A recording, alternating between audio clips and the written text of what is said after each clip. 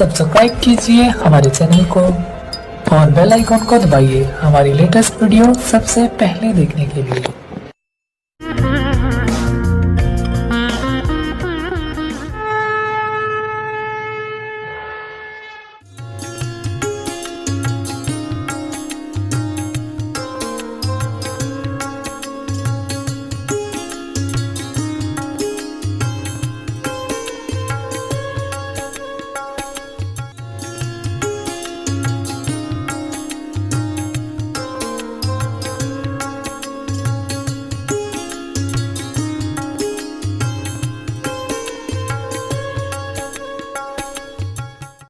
तो परमेश्वर कबीर साहब जी ने फिर आप जी को संदेश दिया है कि पूरे गुरु की शरण में आने के उपरांत आप जी ने कैसे उसके साथ व्यवहार करना है और पूरे गुरु की क्या महिमा है, कितनी वैल्यू होती है पुण्यात्माओं परमात्मा को पाने में। ये जो हमारी रीति रिवाज हैं ये भी बाधक हैं। परमेश्वर ने कहा है कि मन कर धीर बांध ले रे बौरे और छोड़ दे न पछलों की रीत। अब जैसे कल या आज जैसे भी राखी का त्योहार था, रक्षाबंधन का त्योहार था, इस रक्षाबंधन की क्या आवश्यकता है, क्यों इसको हम मना रहे हैं? ये काल के चलाए हुए अपने इस टाइम पास करने की खातिर, टाइम वेस्ट करने के लिए और हमें पीड़ित रखने के लिए एक ये रीति बना रखी है। पुण्यात्माओं इस ज्ञान से परिचित होने के बाद हमारी आंखें खुल जाती हैं और जो समझदार बच्चे हैं वो इस बात को स्वीकार कर लेते हैं कि संत जो कहते हैं परमेश्वर का आदेश होता है, तो फिर वो स्वीकार कर लेते हैं, फिर वो समाज की नहीं मानते। एक बहन ने बताया कि जी उपदेश लेने से पहले मैं राखी बांधने के लिए अपने भाई के वहाँ घर गई।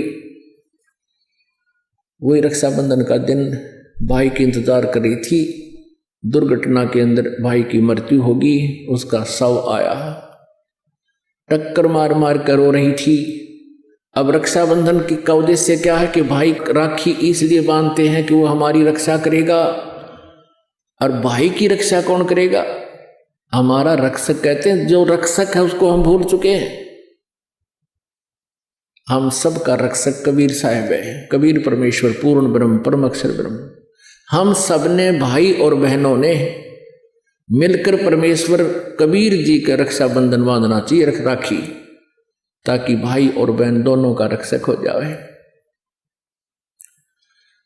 कबीर साहब को रक्षाबंधन कैसे बंधेगा? हम उसकी शरण में आ जाएंगे और जो जाकी शरणा बसे ताको ताकी लाज, जल सो ही मछली चढ़ जा बह जाते गजराज।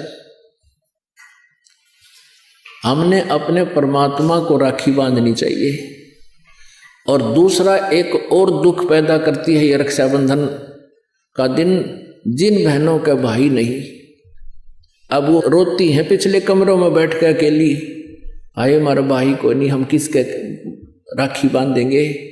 कोई चाचा के, कोई ताऊ के, कोई मामा के भाइयों की मुंह की तरफ ताकेंगे हैं। और फिर वो न सोचेंगे या पैसे लेने की मारी यहाँ आ जाती है, चाहे ना कहें पर अंदर में जरूर अवश्य होगा, ऐसा होगा।